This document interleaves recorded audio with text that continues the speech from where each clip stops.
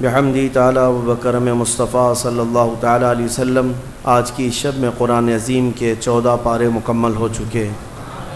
اللہ عز و جل بقیہ قرآن عظیم کو صحیح تجوید سے تلاوت کرنے اور آپ کو سماعت کرنے کی توفیق عطا فرمائے۔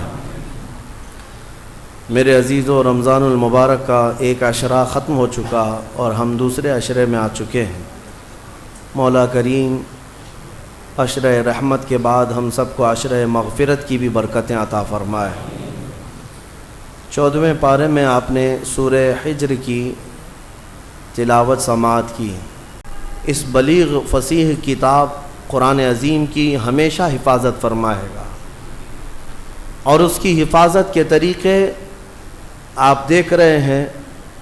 آج دنیا میں سب سے زیادہ پڑھی جانے والی کوئی کتاب ہے تو قرآن پاک ہے۔ قرآن مقدس سے زیادہ کوئی کتاب نہیں پڑھی جاتی۔ یہ ہمارا نہیں، دوسروں کا سروے بھی بتاتا ہے، کیونکہ دنیا میں جو بھی کتابیں لکھی گئی ہیں، ایک بار اگر آپ نے اس کتاب کا مطالعہ کر لیا تو آپ اٹھا کر کے رکھ دیتے ہیں کہ ہاں میں نے اس کتاب کو پڑھ لیا۔ اگر اچھی لگی تو دوبارہ پڑھ لیا، اور اچھی لگی تو 3 بار پڑھ لیا۔ لیکن قرآن کا معاملہ ایسا نہیں کہ ایک بار مطالعہ کر کے رکھ دیا، بلکہ ہر آیت کو 100 مرتبہ بھی پڑھے تو بندہ اس میں تازگی محسوس کرتا ہے کہ اس میں ثواب ہے، اس میں ثواب ہے۔ اور قرآن کبھی پرانا نہیں لگتا۔ ہر سال آپ قرآن رمضان میں سنتے ہیں، کبھی آ کر کے کسی حافظ سے یہ نہیں کہتے اس سال کچھ نیا سناؤ، آپ یہ نہیں کہتے، بلکہ ہر سال حافظ سے الحمدللہ سے ہی سنتے ہیں اور والناس تک ہی سنتے ہیں۔ بلکہ اگر حافظ نے بیچ میں کہیں ادھر ادھر کی دوسری سنا دی تو آپ پکڑتے بھی ہیں، نہیں ہمیں صرف وہی سننا ہے جو میرے مولا نے اپنے رسول پر اتارا۔ تو قرآن عظیم کے سننے کا بھی اور تلاوت کرنے کا بھی پوری دنیا میں سب سے زیادہ ریکارڈ ہے، سب سے زیادہ تلاوت کی جانے والی کتاب ہے۔ اس کے علاوہ اس کا دوسرا ریکارڈ میں آپ کو بتاؤں، پوری دنیا میں سب سے زیادہ یاد کی جانے والی کتاب بھی قرآن پاک ہے۔ اس سے زیادہ کسی کتاب کو یاد نہیں کیا جاتا، یعنی حفظ کرنا، اس کو برزبانی، اس کو بائی ہارٹ ہمیشہ اپنے اندر محفوظ رکھنا، یہ کسی بھی کتاب کے ساتھ نہیں۔ حتیٰ کہ یہ صرف میں مسلمانوں کی بات نہیں کر رہا ہوں، تمام ادیان اور تمام مذاہب کی بات کر رہا ہوں۔ عیسائیوں کو انجیل یاد نہیں، یہودیوں کو تورات یاد نہیں، ہندوؤں کو وید اور ان کے بڑے بڑے قرآن یاد نہیں، لیکن مسلمانوں میں لاکھوں بچے ہیں جو قرآن پاک اپنے سینے میں رکھتے ہیں۔ 7 سال کے بچے سے لے کر 70 سال تک کے بوڑھے تک بھی آپ کو حافظ قرآن ضرور ملیں گے۔ اور ایک بات اس کی خصوصیت یہ ہے کہ چاہے بائبل ہو یا کوئی بھی دوسری کتابیں، جتنی بھی مقدس کتابیں ہیں، اس کے پڑھنے والے خاص لوگ ہوتے ہیں، اس کے پڑھنے والے خاص لوگ ہیں، کسی ایک ذات سے، کسی ایک برادری سے تعلق رکھتے ہیں۔ ویدوں کو اور ان کی مقدس پرانوں کو چھونے والے، اٹھانے والے، پڑھنے والے پنڈت ہوا کرتے ہیں، اور برہمن خاندان سے ہوا کرتے ہیں، مخصوص لوگ ہوتے ہیں۔ اسی طرح سے بائبل کے اور تلمود کی اور تورات کی آیتوں کو یاد کرنے والے ایک خاص طبقے کے لوگ ہوا کرتے ہیں، اور بھی دیگر جگہ آپ دیکھیں۔ لیکن قرآن کی یہ خصوصیت ہے کہ یہ کسی خاندان سے خاص نہیں کیا گیا کہ قرآن صرف سید لوگ ہی پڑھیں گے، پٹھان نہیں پڑھے گا۔ قرآن کی یہ خصوصیت ہے کہ اگر کسی کسان کا بچہ بھی اٹھا لے تو حافظ قرآن بنتا ہے، اور اگر وہ حافظ قرآن بن گیا تو ہمیں اسے امام بنانے میں کوئی شرم کی بات بھی نہیں ہے۔ ہمارے ہاں یہ کاسٹزم نہیں ہے، یہ نہیں ہے قرآن کی یہ خصوصیت۔ اس کا ایک اور ریکارڈ میں آپ کو بتا دوں، سب سے زیادہ پڑھی جانے والی، سب سے زیادہ سنی جانے والی، سب سے زیادہ یاد کی جانے والی کتاب، اور دنیا میں سب سے زیادہ پرنٹ ہونے والی، چھپنے والی بھی کتاب قرآن پاک۔ سب سے زیادہ چھپنے والی کتاب قرآن عظیم، کروڑوں کی تعداد میں۔ اور ایک ریکارڈ میں اس کا بتاؤں قرآن عظیم کو، کہ دنیا میں اور بھی نسخے پرانے جو رکھے گئے ہیں پرانی کتابوں کے، کوئی 400 سال پرانا نسخہ، کوئی 300 سال پرانا نسخہ پہلے زمانے کے جو ہاتھوں سے لکھے ہوئے موجود ہیں، لیکن صرف اور صرف قرآن کی یہ تخصیص ہے کہ جو سیدنا عثمان غنی رضی اللہ تعالیٰ عنہ نے اپنے ہاتھوں سے لکھا وہ آج بھی ترکی میں محفوظ ہے، اور اس کی لیبارٹری میں جانچ بھی ہو چکی ہے فورینسک، اور اس کی پرانا ہونے کی تصدیق بھی سائنس نے کر چکی ہے۔ قرآن پاک کا اصل نسخہ آج بھی موجود ہے جو حضور کے زمانے میں تھا، تو اس کی یہ خصوصیت ہے۔ اس کے علاوہ میں آپ کو بتاؤں قرآن کی اگر اللہ نے حفاظت کے طریقے جو رکھے ہیں، اللہ اکبر، بہت الگ انداز کے ہیں۔ شاید دنیا میں کوئی کتاب ایسی نہیں ہوگی جس کے سورے گنے گئے ہوں، جس کے پارے گنے گئے ہوں، جس کے رکوع گنے گئے ہوں۔ قرآن کو پوری طرح سے بند کر کے رکھا گیا ہے۔ 30 پارے ہیں، 114 سورے ہیں، 540 رکوع ہیں، یہ سب گن کر کے رکھے گئے۔ اتنا ہی نہیں، آیتیں بھی گنی جا چکی ہیں، آیتیں بھی محفوظ ہیں۔ پورے قرآن پاک میں 6600 جو سمتھنگ آیتیں ہیں، سب محفوظ ہیں۔ یہ تو ہو گیا پارے، سورے، رکوع اور آیتیں ہیں، حتیٰ کہ محققین نے حروف بھی گن کے رکھے ہیں۔ حروف تو چھوڑیں، جتنے زبر آئے وہ بھی گنے جا چکے ہیں، زیر کتنے آئے وہ بھی گنے جا چکے ہیں، پیش کتنے ہیں وہ بھی گنے جا چکے ہیں۔ یہ سب ہونے کے بعد پورے قرآن میں نقطے کتنے ہیں یہ بھی گنے جا چکے ہیں۔ اب اور مجھے بتاؤ کوئی اور کتاب لا کر دکھاؤ جس کی حفاظت کا اتنا اہتمام کیا گیا ہو۔ کوئی ہے کتاب اتنا اہتمام کیا گیا ہو کہ اس کی ایک ایک ذرے کو محفوظ رکھا گیا ہو؟ اتنے احترام کے ساتھ اور اہتمام کے ساتھ قرآن کی حفاظت کی گئی ہے۔ پھر بھی یہ چھپے ہوئے قرآن کو اگر کوئی سمجھتا ہے کہ اس کو پھاڑ دینے سے، جلا دینے سے، ختم کرنے سے قرآن چلا جائے گا، تو وہ منحوس اور ایسا بیوقوف جس کو جو عقل سے پیدل ہے، اسے سمجھ نہیں کہ قرآن جو ہے یہ چھپے ہوئے کتاب میں یا اوراق میں جو ہے، اسے نہیں کہتے، یہ مصحف ہے، یہ مصحف ہے۔ قرآن علم الہی کا نام ہے، اللہ کے علم کا نام ہے قرآن۔ اگر تم مٹا سکتے ہو تو پھر مٹا کر دکھاؤ۔ وہ اللہ کے علم کو قرآن کہتے ہیں۔ اب آؤ، دنیا کی شاید ہوئی کوئی کتاب ہو، اور اس کا ایک ریکارڈ میں بتا دوں، اور ایک ریکارڈ جس نے اتنے چیلنج کیے ہوں اور کتاب میں اپنے زمانے سے لے کر آج تک وہ چیلنج برقرار ہوں اور اس کا جواب اب تک کوئی نہیں لا سکا ہو، کوئی اور کتاب نہیں، صرف قرآن۔ پہلا چیلنج اترتا ہے، قل ان کنتم فی ریب مما نزلنا علی عبدنا فأتوا بسورۃ من مثلہ۔ اے لوگو، اگر تم کو شک ہے جو کچھ ہم نے اپنے بندے پر اتارا ہے، اپنے رسول پر اتارا ہے، یہ قرآن میں اگر تم کو لگتا ہے کہ یہ کہیں اور سے آیا ہوا ہے، تو لاؤ اس کے طرح کی ایک سورہ تم بھی بنا کر۔ یہ چیلنج چلتا رہا، نہیں آیا۔ دوسرا چیلنج آیا ہے، قل فأتوا بعشر سور مثلہ۔ اے محبوب آپ فرما دیں اس کے مثل 10 سورتیں۔ پہلا یہ چیلنج آیا، 10 سورتیں لے آئیں۔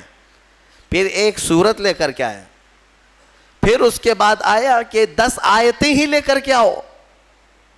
یہ تک چیلنج آج بھی قرآن پاک میں تلاوت ہو رہا ہے باضابطہ، اور بدلنے والے اس میں قرآن پاک کو یہ تو کہہ گئے کہ اس میں آتنک ہے، اس میں دہشت ہے، فلاں ہے۔ میں ان سے پھر کہتا ہوں پھر قرآن اٹھاؤ، پھر قرآن اٹھاؤ، اور پھر اگر تمہاری ہمت ہے تو اس طرح کا دوسرا قرآن تیار کر کے دکھا دو۔ صرف اور صرف عربی میں لکھ دینا یہ کمال کی بات نہیں، قرآن کو جو حساب سے جوڑ کر رکھا گیا ہے میرے عزیزو، پوری دنیا، بلکہ یہ بھی قرآن کا ہی حکم ہے۔ اللہ فرماتا ہے لَإِنِ اجْتَمَعَتِ الْإِنسُ وَالْجِنُّ عَلَىٰ أَن يَأْتُوا بِمِثْلِ هَذَا الْقُرْآنِ، سارے انسان اور سارے جنات جمع ہو جائیں اور سب مل کر کے ایک دوسرے کی مدد کریں، الا ان یاتوا بمثل ھذا القرآن، ایک اس کی طرح قرآن لا سکیں، اللہ فرما رہا ہے سب مل کر کے کوشش کر لیں، لا یاتون بمثلہ، یہ ہرگز اس کے برابر اس کے مثل لا نہیں سکیں گے، نہیں لا سکیں گے۔ سارے انسانوں کو اللہ تعالیٰ فرما رہا ہے اور کوئی کتاب ایسی تمہاری نظر سے گزری ہو تو میرے سامنے لے آؤ، جو کھل کر کے اس طرح چیلنج کر رہی ہو کہ 1400 سال سے کہ قرآن کی طرح کوئی اور کتاب لے آؤ، کوئی اور سورے لے آؤ، کوئی اور آیتیں لے آؤ۔ 1400 سال سے میرے عزیزو قرآن کی حقانیت اور حفاظت کی سب سے بڑی دلیلیں ہیں، اور اس کے علاوہ قرآن پاک یہ معجز کلام ایسا ہے کہ اس میں غیب کی خبریں، ماضی کے اخبار، آنے والی حالتوں کے اخبار، ساری چیزیں بیان کی جا چکی ہیں، اور مولا فرماتا ہے وَلَا رَطْبٍ وَلَا يَابِسٍ إِلَّا فِي كِتَابٍ مُبِينٍ، نہ کوئی خشک چیز نہ کوئی تر چیز رہ گئی، کوئی چیز باقی نہیں رہی جس کو ہم نے قرآن میں بیان نہ کیا ہو۔ آج ہی ہم نے تلاوت بھی کیا ہے، آج کے 14ویں پارے میں اللہ تعالیٰ نے فرمایا وَنَزَّلْنَا عَلَيْكَ الْقُرْآنَ تِبْيَانًا لِكُلِّ شَيْءٍ، ہم نے ہر چیز کا واضح بیان قرآن میں اتار دیا ہے، اس کتاب میں ہم نے واضح بیان کر دیا ہے۔ حضرت عبداللہ ابن عباس رضی اللہ تعالیٰ ایک مفسر بھی ہیں اور حضور صلی اللہ تعالیٰ علیہ وسلم کے چچا حضرت عباس کے بیٹے ہیں، حضور کی شاگردی میں قرآن پڑھا ہے۔ وہ کہتے ہیں کہ اگر میرے اونٹ کے گلے کی رسی بھی گم ہو جائے تو میں قرآن سے ڈھونڈ لوں گا، اتنا علم ان کے پاس تھا۔ میرے عزیزو اونٹ کی رسی اور قرآن کا کیا تعلق ہے؟ لیکن ان کے کہنے کا مطلب یہی ہے کہ دنیا کی کوئی بھی چیز تم لے آؤ میں اس کو قرآن سے حل کر کے دکھاؤں گا۔ قرآن تمام علوم کا خزینہ ہے اور اللہ تبارک و تعالیٰ اس کی حفاظت کا ضامن ہے، کچھ نہیں ہوگا قرآن پاک کا، کچھ نہیں ہوگا۔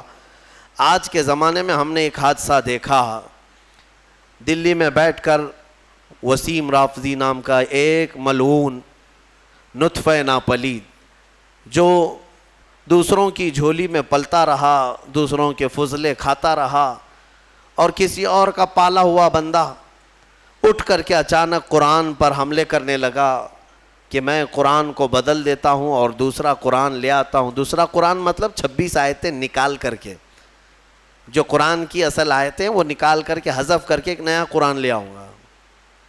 کتنے دن چلا اس کا قرآن؟ ابھی تو ہم بھی زندہ ہیں، ابھی ہم بھی زندہ ہیں، ہماری نسلوں کی تو بات چھوڑو۔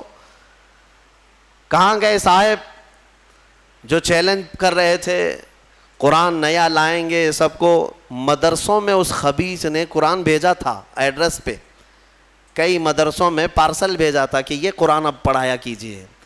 جرأت اور ہمت دیکھیں، ابھی انجام آنا باقی ہے میرے عزیزو۔ جب جب کسی نے قرآن کو بدلنے کی کوشش کی ہے، مولا پوری اس کی ذات کو بدل دیا ہے، اس کی پوری حیثیت کو بدل کر رکھا۔ ہاں ابھی انجام دیکھنا باقی ہے، آپ انشاءاللہ اپنی آنکھوں سے دیکھیں گے رب ذوالجلال کی پکڑ کیسی آتی ہے۔ کیونکہ میرے گھر کے ساتھ چھیڑ چھاڑ کر رہے ہو الگ بات ہے، میرے کپڑے کے ساتھ چھیڑ چھاڑ کر رہے ہو الگ بات ہے، لیکن مولا نے جس کے بارے میں وعدہ کیا کہ ہم نے قرآن کو اتارا اور ہم ہی اس کی حفاظت کریں گے، اور تم اس کے علم کے ساتھ چھیڑ چھاڑ کرو، اب پھر اللہ سے جنگ کرو، پھر اللہ سے جنگ کرنے کا انجام وہ خود بھگتیں گے۔ لیکن مسلمانوں سے میں یہ کہنا چاہوں گا، ہمیں قرآن پاک کے ضائع ہونے کا بالکل خوف نہیں ہے، ضائع ہونے کا خوف نہیں ہے، انشاءاللہ یہ صبح قیامت تک باقی رہے گا۔ لیکن میرے عزیزو تم پر کہیں ایسی مصیبتیں نہ آئیں کہ قرآن تم سے روٹھ جائے، قرآن تم سے دور ہو جائے۔ ہاں یہ بھی ہو سکتا ہے، کئی قوموں میں ایسا دیکھا گیا ہے کہ قرآن ان سے دور ہو گیا، تو یہ تمہارے لیے نحوست ہے، یہ تمہارے لیے بربادی ہے۔ وہ زمانے میں معزز تھے مسلمان ہو کر، وہ زمانے میں معزز تھے مسلمان ہو کر، اور آج ہم خوار ہوئے تاریک قرآن ہو کر۔ قرآن کو چھوڑ کر کے ہی ہم آج خار ہیں، ذلیل ہیں۔ قرآن ایک محکم کتاب۔ آج میں آپ کو بتاؤں ایک فخر کی بات، آپ مسلمان ہیں، آپ اگر کسی کے ہاں بحث میں آ گئے، کوئی اگر آپ کو پکڑ کر کہنے لگے تیرے دین کی حقانیت کی کیا دلیل ہے، تیرا دین حق ہے، مذہب اسلام سچا ہے، کیا دلیل ہے؟ اللہ ایک ہے تم بولو، یہ تمہارا عقیدہ ہے، تیرا فیتھ ہے۔ محمد صلی اللہ علیہ وسلم دنیا کے سب سے اعلیٰ اور اشرف انسان ہیں، سامنے والے کہے گا یہ تیرا عقیدہ ہے، تیرا فیتھ ہے۔ کرنٹ فی زمانہ مجھے کوئی ایسی دلیل دے دے جس کو میں سمجھ سکوں کہ تیرا دین سچا ہے۔ میرے عزیزو، سچ بتاؤں تمہارے سامنے پیش کرنے کے لیے بڑے بڑے واقعات، بڑی بڑی کہانیاں، بڑی بڑی روایتیں، یہ سب نہیں، بلکہ صرف اور صرف تم قرآن پیش کر کے چیلنج کر سکتے ہو میرے دین کی حقانیت کی سب سے بڑی دلیل یہ ہے جو آج تک محفوظ ہے۔ اگر اس میں کوئی شک ہے تو تم اس کا بدل لا کر دکھا دو، یا اگر تم سچے ہو تو تم اپنے دین کی اس طرح مقدس محفوظ کتاب لا کر دکھا دو۔ یہ میرا چیلنج ہے۔ اس طرح کی محفوظ کتاب دنیا میں آج تک نہیں ہے اور نہ ہو سکے گی۔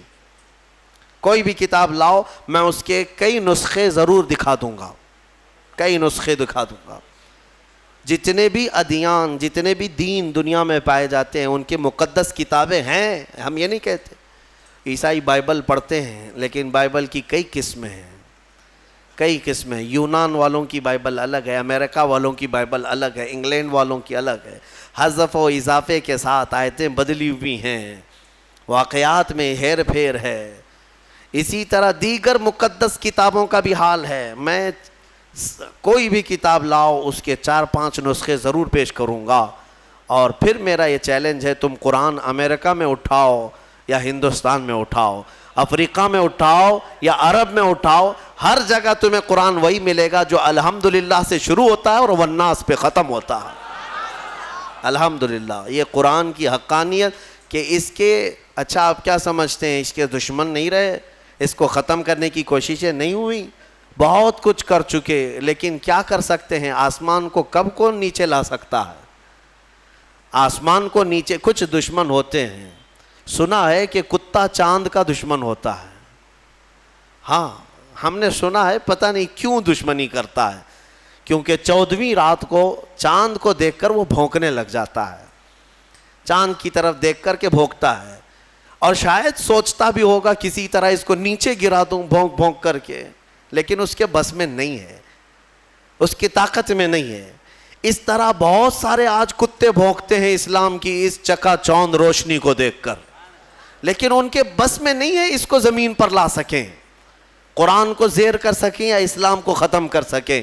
ہاں بس اتنا ہے کہ اپنے گوفے میں بیٹھ کر تھوڑی دیر بھونکتے رہیں، اور گلا خراب ہو جائے تو خاموش ہو جائیں، بس اتنا ہو سکتا ہے۔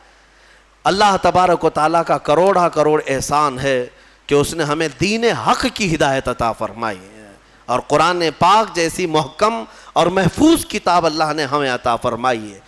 میرے عزیزو، اس کی حقانیت کی ایک اور دلیل میں تمہیں بتاؤں، اس کی حقانیت کی ایک اور دلیل، بلکہ بے شمار دلیلیں ہیں۔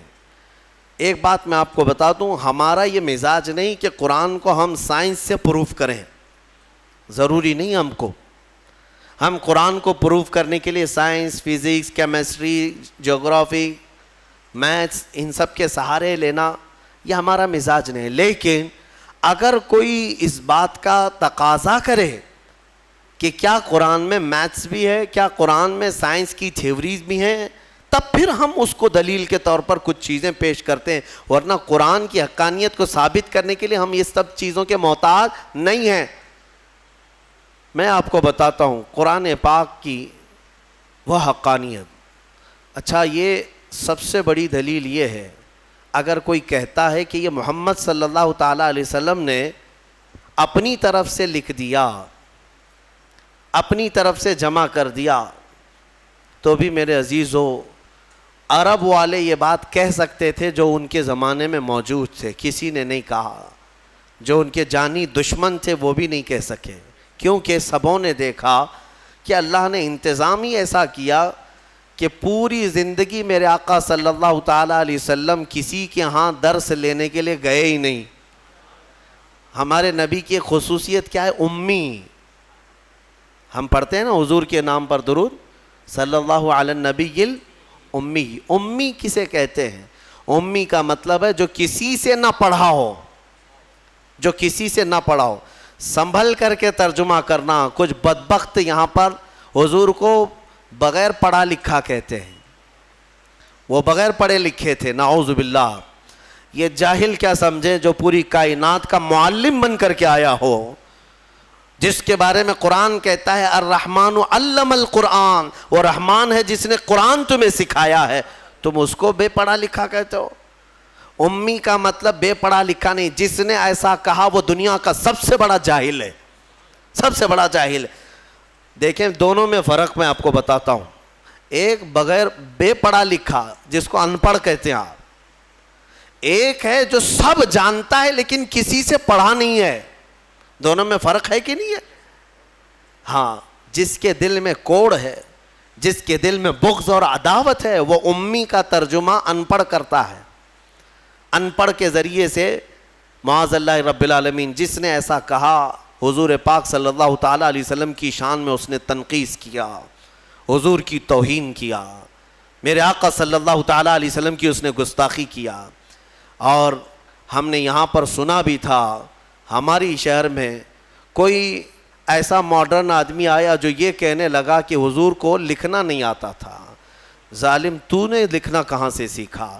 جس رسول نے مدینے کے اندر صرف 10 سال کے اندر 80,000 لوگوں کو قلم پکڑنا سکھایا، تم ظالم اس کو کہتے ہو رسول پاک صلی اللہ علیہ وسلم کو لکھنا نہیں آتا تھا. نعوذ باللہ من ذالک.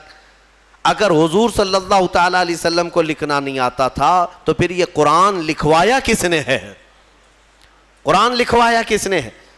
کاتبان وحی ضرور ہیں، لکھنے والے صحابہ تھے، قرآن لکھنے والے صحابہ تھے، لیکن کیا حضور پڑھ دیتے تھے وہ گھر جا کر لکھتے تھے؟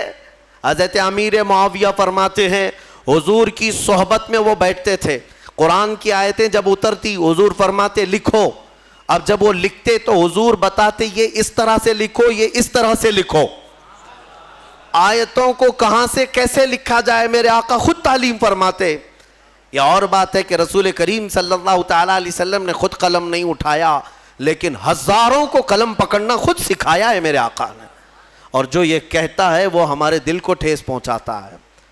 اے سنی مسلمانوں، نبی پاک صلی اللہ تعالیٰ علیہ وسلم کو لکھنا نہیں آتا تھا. نعوذ باللہ من ذالک. قرآن جن کے بارے میں کہہ رہا ہے وَعَلَّمَكَ مَا لَمْ تَكُنْ تَعْلَمْ، اے رسول ہم نے آپ کو وہ سب سکھا دیا جو آپ نہیں جانتے تھے. اگر حضور لکھنا نہیں جانتے تھے تو اس آیت کے مطابق رب نے انہیں سکھایا کہ نہیں سکھایا؟ اللہ فرما رہے ہم نے وہ سب سکھا دیا. سب میں کیا کیا آیا؟ سب میں کیا کیا آیا؟ سب میں میرا اور تمہارا نام بھی آ گیا. ہاں، میرے رسول کو اللہ نے وہ بھی سکھا دیا کہ اتنے زمانے کے بعد یہ لوگ آئیں گے، فلاں آئیں گے. حضور کو اللہ نے سارے علوم سکھائے. اس میں لکھنا بھی ہے، پڑھنا بھی ہے، بولنا بھی ہے، سننا بھی ہے، ساری چیزیں آ گئی. علمک ما لم تکن تعلم. اسی لیے الحمدللہ ہم اہل سنت و جماعت کا موقف یہ ہے کہ میرے رسول عالم ما کان و ما یکون ہیں. جو کچھ ہوا وہ بھی جانتے تھے اور جو کچھ ہونے والا ہے وہ بھی جانتے تھے. بات میں جو کہہ رہا تھا وہ توجہ سے سنیں. امی کسے کہتے ہیں؟ پھر سے تنبیہ کے ساتھ میں کہہ رہا ہوں، امی کا مطلب ان پڑھ نہیں، ان پڑھ نہیں، بلکہ جو کسی سے پڑھا ہوا نہ ہو، اس کا کوئی استاد نہ ہو. میرے رسول کی شان ہے وہ امی ہیں. اگر ان کو کسی نے پڑھایا ہے تو سیدھے ان کے پروردگار نے پڑھایا ہے. ہاں بس اللہ تبارک و تعالیٰ ان کا استاذ ہے. جبرائیل بھی نہیں. بعض لوگ یہ کہتے ہیں کہ جبرائیل آ کر دکھا. جبرائیل علیہ السلام کا کام صرف پہنچانے کا ہے، پڑھانے کا نہیں. جبرائیل علیہ السلام کا کام کیا ہے؟ پہنچانے کا. اسی لیے ہمارے ایک مفسر نے لکھا ہے پہلی آیت جو قرآن کی اتری وہ کیا تھی پتہ ہے نا مسلمانوں؟ اقرا بسم ربک الذی خلق. غار حرا میں یہ اتری ہے. میں توجہ چاہتا ہوں، جب جبرائیل آئے غار حرا میں تو جبرائیل یہ کہہ رہے تھے اقرا، پڑھو. کیا کہہ رہے تھے؟ پڑھو.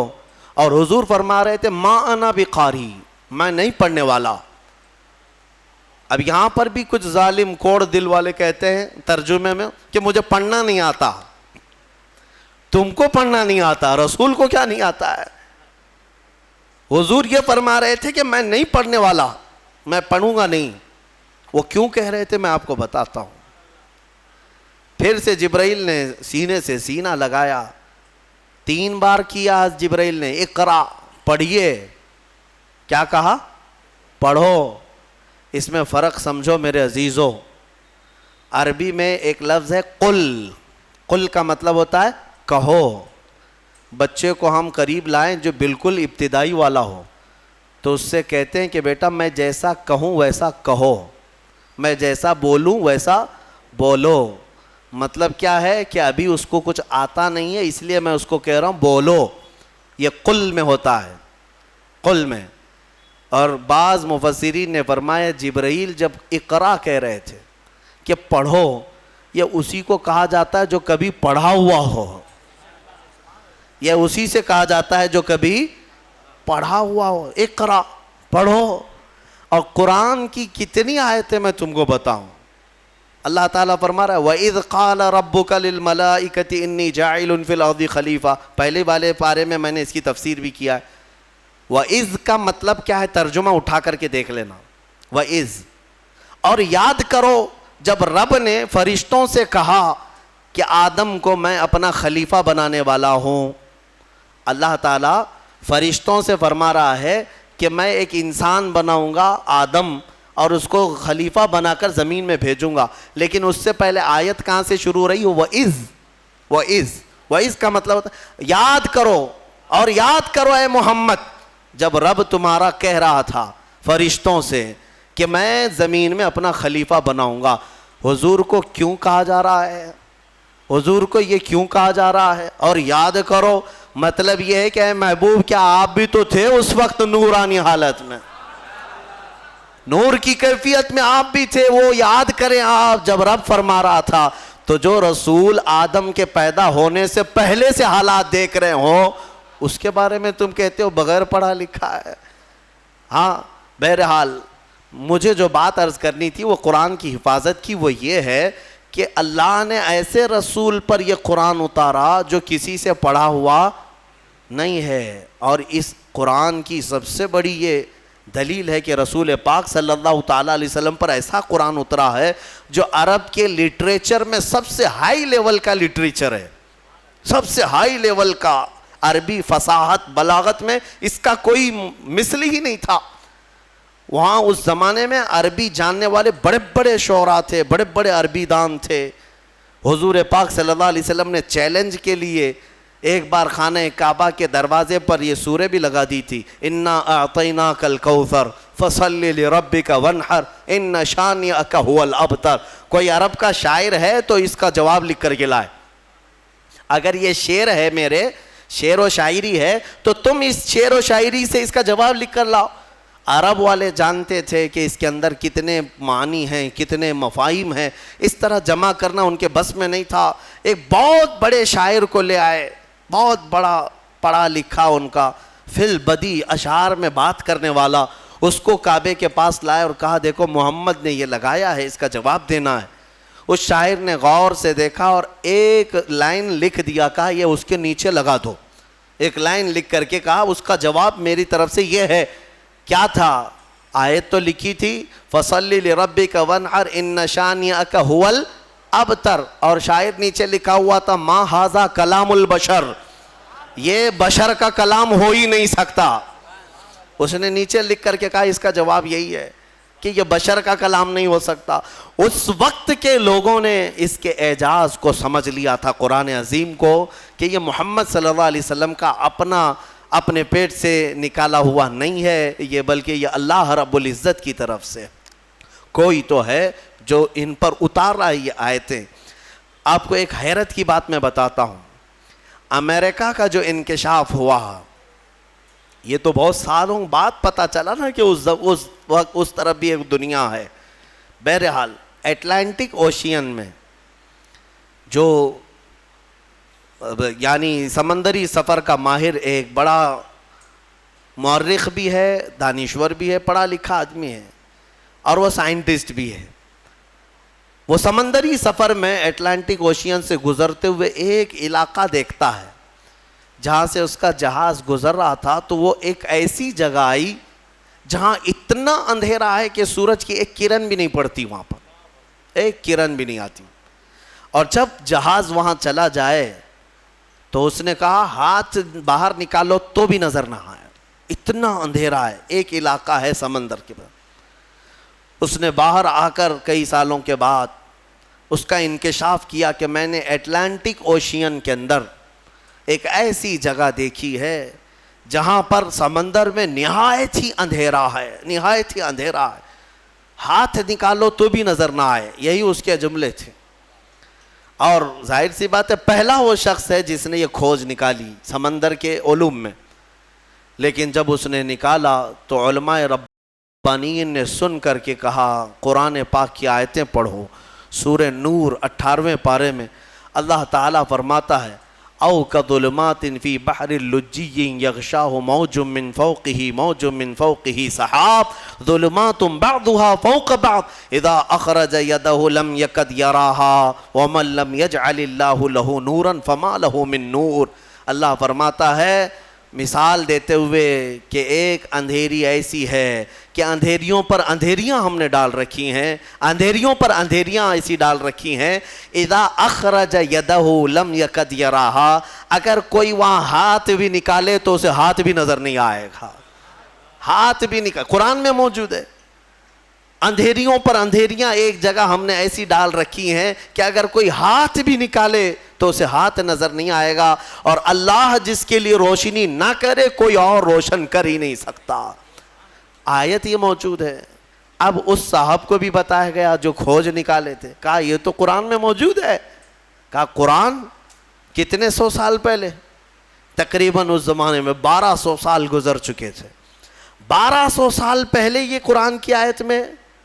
تو ہو سکتا ہے یہ قرآن جو محمد صلی اللہ علیہ وسلم نے جمع کیا ہے وہ بہت ہی ماہر تیراک ہوں گے، بہت ہی ماہر سمندر کے علم والے ہوں گے. علم الابحار انہیں بہت اچھی طرح سے معلوم ہوگا، یعنی سمندروں کے علوم ان کو بہت معلوم ہے. جب اس نے یہ کہا تو علماء نے اور مسکرا کر تعجب میں کہا کہ میاں بات ایسی ہے، میرے آقا صلی اللہ علیہ وسلم کی سیرت پڑھو. پورے 63 سال میں حضور کی زندگی میں کبھی سمندر پر جانے کا اتفاق ہی نہیں آیا، سمندر کے کنارے جانے کا بھی اتفاق نہیں آیا. تو وہ اش کرنے لگا جو بندہ پوری زندگی میں کبھی سمندر نہیں گیا ہو اور وہ اٹلانٹک اوشین میں موجود اگر اندھیریوں کی خبر دے رہا ہے تو یہ محمد کا اپنا کلام نہیں ہے، ضرور اس کو اسی نے اتارا ہے جس نے وہ اندھیریاں پیدا کی ہیں. میرے عزیزو یہ قرآن کی حقانیت کی ایک دو نہیں سینکڑوں مثالیں تمہارے سامنے رکھ سکتا ہوں. میں نے اس سے قبل اس پر گفتگو بھی کی ہے، بیان بھی میرا موجود ہے. میڈیکل والے سائنس والے بھی جانتے ہیں بچہ پیدا ہونے کے جو پروسیس ہیں، ایمبریولوجی جس کو کہتے ہیں، وہ آج تحقیق کے ساتھ پتہ چل رہے ہیں کہ 9 مہینے بچہ کن کن پوزیشن سے گزرتا ہے. لیکن 1400 سال پہلے قرآن میں اللہ تعالیٰ اپنے رسول کو بتا رہا ہے ثم خلقنا النطفة علقة فخلقنا العلقة مضغة فخلقنا المضغة عظاما فكسونا العظام لحما.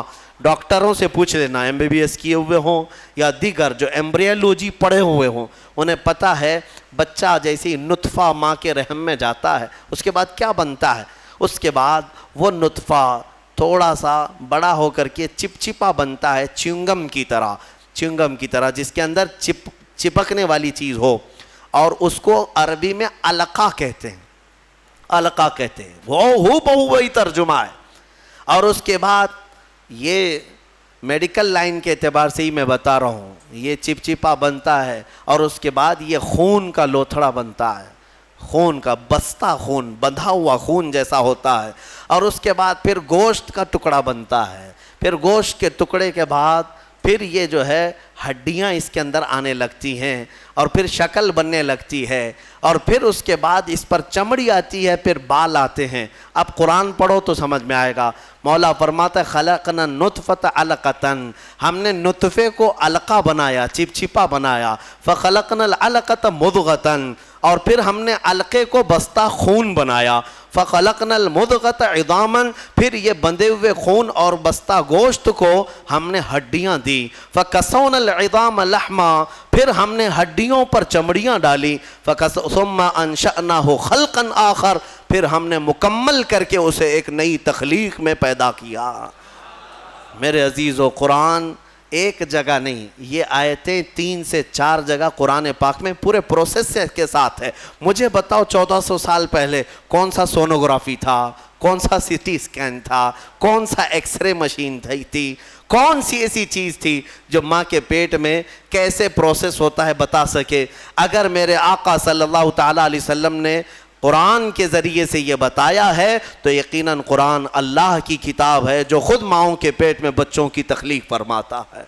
بہرحال مجھے بات صرف اتنی عرض کرنی ہے کہ قرآن کو تم نے چھوڑا ہے میرے عزیزو, جس کی وجہ سے آج ہماری حالات ہے. کاش ایک بار قرآن پھر سے اٹھا لو. میں قسم رب ذوالجلال کی, اللہ تبارک و تعالیٰ کا وعدہ تمہیں یاد دلا رہا ہوں. مولا نے قرآن میں فرمایا کان حقا علینا نصر المؤمنین, ہم نے اپنے اوپر لازم کر لیا ہے کہ ایمان والوں کی مدد کریں گے. ہم نے ابھی قرآن میں پڑھا ہے ان یکم منکم 20 صابرون یغلبوا 200, اگر تم میں 20 لوگ صبر والے آ جائیں, مولا فرماتا ہے میں 200 پر انہیں بھاری کر دوں گا, 200 پر بھاری کر دوں گا. یہ سب وعدے تمہارے لیے ہیں. لیکن اب کیا ہوگا؟ اسی لیے کسی شاعر نے کہا تھا اب فقط شور مچانے سے نہیں کچھ ہوگا اور یوں ہی ہونٹوں کو ہلانے سے کچھ نہیں ہوگا. تمہیں اب اس قرآن پاک کو اٹھا کر دیکھنا ہوگا کہ عملی زندگی کیا ہے. بڑے بڑے سائنسدان, بڑے بڑے مورخین قرآن پڑھتے رہے, آج بھی پڑھ رہے ہیں اور تحقیقات کر رہے ہیں. افسوس ہے کہ ہماری قوم میں ایک بڑا طبقہ قرآن سمجھنا تو دور کی بات ہے, پڑھنا بھی نہیں جانتے. جو پڑھنا نہیں جانتے, یہی تو حال ہے کہ ہم نے دیکھا ہے بڑی بڑی محفلیں, تمہیں قوالی میں تو اتنا جوش آتا ہے, تھرکتے رہتے ہو, ناچتے رہتے ہو, کون سا جوش ہے؟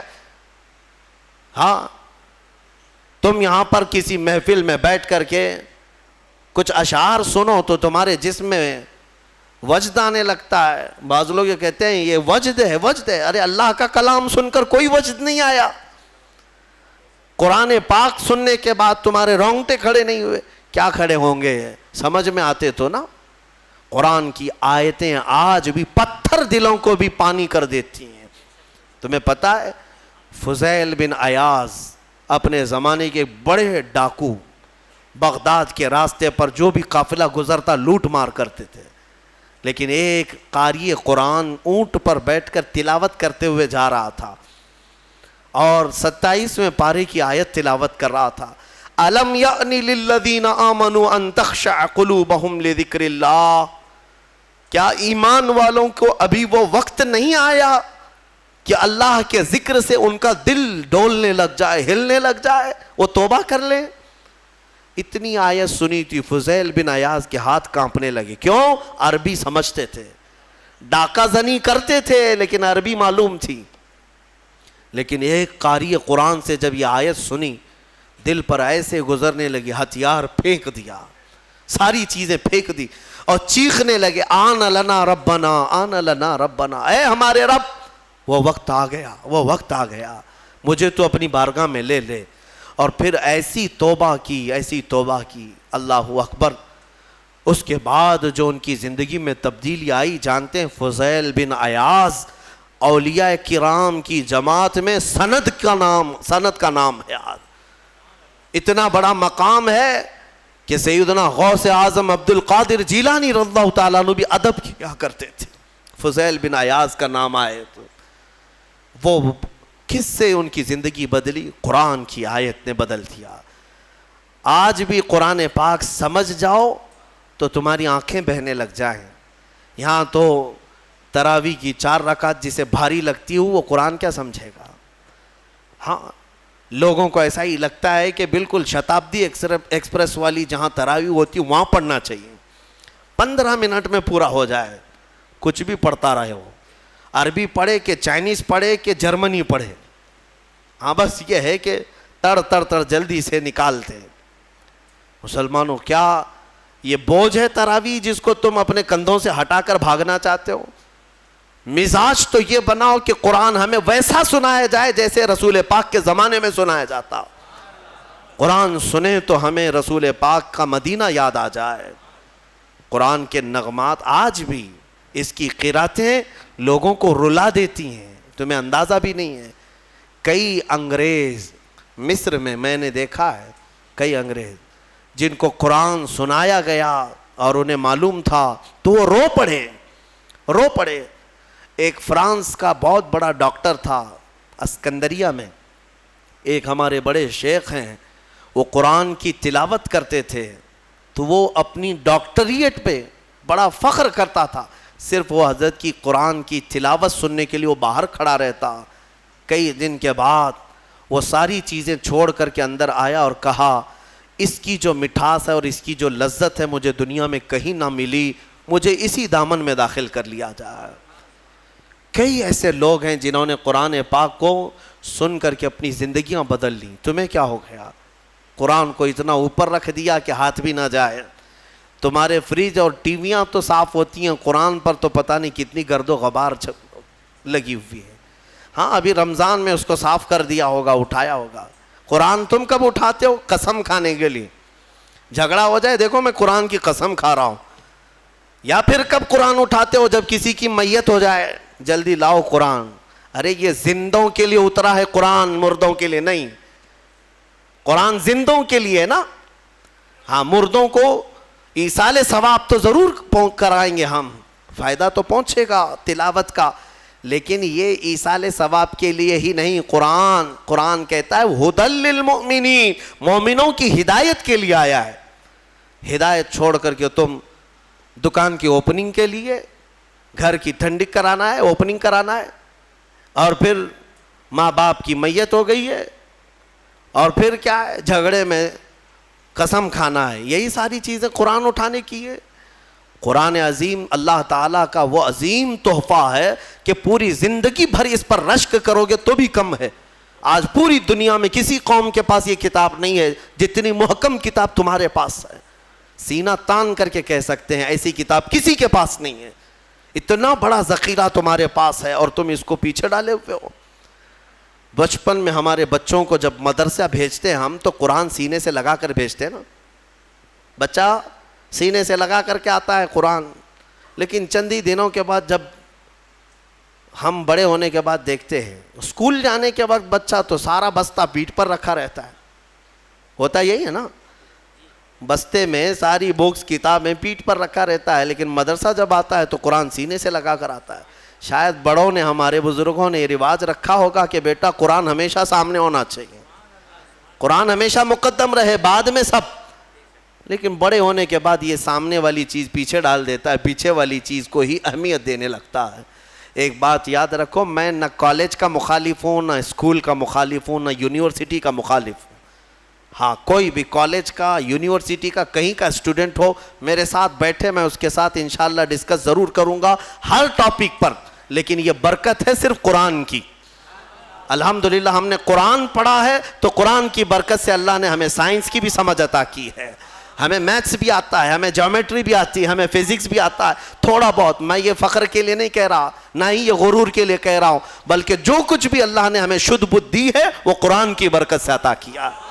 اور اعلیٰ حضرت فاضل بریلوی رضی اللہ تعالیٰ عنہ خود فرماتے ہیں ایسی ایسی کتابیں انہوں نے لکھ رکھی ہیں کہ آج کی بڑی بڑی یونیورسٹیوں کے پروفیسر حل نہیں کر پا رہے ہیں، ان کے میتھس کے بڑے بڑے ٹف فنڈے نہیں حل کر پا رہے ہیں۔ قبلہ پہچاننے کے علوم آج بھی کتاب لکھی ہوئی ہے، جیومیٹری پر لکھی ہوئی ہے، علم رمل پر، علم جفر پر اور زیجات پر، ایسے ایسے علم ہے جس کے نام بھی تم نے نہیں سنے ہوں گے۔ اور اعلیٰ حضرت یہ کہاں جا کر پڑھے تھے، کون سے مدرسے میں؟ یہ فن، یہ علوم آج پورے ہندوستان کے مدرسوں میں نہیں پڑھائے جاتے۔ اعلیٰ حضرت کہاں سے پڑھے؟ خود فرماتے ہیں یہ صرف اور صرف قرآن اور حدیث رسول کی برکت ہے۔ رسول پاک صلی اللہ تعالیٰ علیہ وسلم کے قدموں میں جو ہو گیا ہر علم خیرات میں ملا۔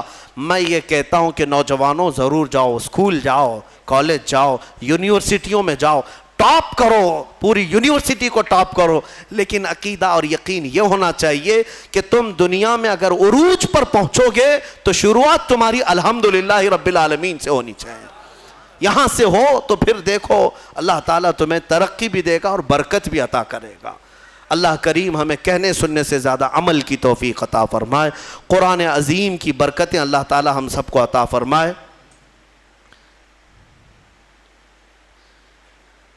ایک سوال ہے، یہ ہر نماز کے بعد یہاں پر جو تسبیح پڑھی جاتی ہے سبحان اللہ وبحمدہ سبحان اللہ العظیم وبحمدہ استغفر اللہ، یہ بخاری شریف کی حدیث ہے، بخاری شریف کی حدیث ہے، صحیح کتاب۔ حضور پاک صلی اللہ تعالیٰ علیہ وسلم نے فرمایا جس نے دن میں یہ 100 مرتبہ پڑھ لیا، دن بھر جو کچھ بھی کیا گیا تھا سب اللہ معاف فرمائے گا۔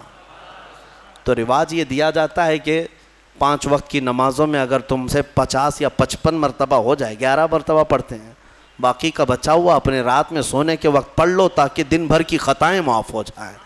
اور بخاری شریف کی سب سے آخری حدیث جس پر ختم بخاری ہوتی ہے اور اس کی تلاوت کے وقت دعائیں قبول ہوتی ہیں، بزرگوں نے فرمایا بخاری شریف کا جب ختم ہوتا ہے نا، جیسے ختم قرآن بھی ہے نا، شب قدر کو ختم قرآن کی محفل ہوتی ہے، بخاری شریف کی ختم کی بھی محفل ہوتی ہے، اور بزرگوں نے فرمایا ختم بخاری کے وقت جو حدیث آخری پڑھی جاتی ہے اس وقت مجمع میں جو بھی دعا کرے گا اللہ اس کی دعا قبول کرے گا۔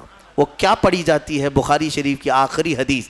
میرے آقا صلی اللہ علیہ وسلم نے فرمایا کلمتان حبیبتان الی الرحمن خفیفتان علی اللسان ثقیلتان فی المیزان سبحان اللہ وبحمدہ سبحان اللہ العظیم۔ میرے آقا فرماتے ہیں 2 کلمے ایسے ہیں جو رحمان کو سب سے زیادہ پیارے ہیں اور زبان پر سب سے ہلکے ہیں اور میزان میں سب سے بھاری ہیں۔ زبان پر بہت ہلکے ہیں، میزان پر سب سے بھاری ہیں۔ وہ 2 کلمے کیا ہیں؟ میرے آقا فرماتے ہیں سبحان اللہ وبحمدہ ایک کلمہ، سبحان اللہ العظیم دوسرا کلمہ۔ یہی ہے۔ ایک دوسری حدیث میں آگے وبحمدہ استغفر اللہ کا بھی اضافہ ہے۔ بہرحال یہ اس کی فضیلت آپ نے پوچھا اس لیے میں نے عرض کیا۔ آج بھی بحمدہ تعالی خانہ کعبہ کے پاس کثرت سے پڑھی جانے والی تسبیح بھی یہی ہے۔ پورے خانہ کعبہ کے غلاف پر اگر کوئی تسبیح لکھی ہوئی ہے تو صرف سبحان اللہ وبحمدہ سبحان اللہ العظیم، یہی آپ دیکھیں گے۔ اللہ تبارک و تعالیٰ اس تسبیح کی برکت سے ہمارے گناہوں کو معاف فرمائے۔ السلام علیکم ورحمۃ اللہ۔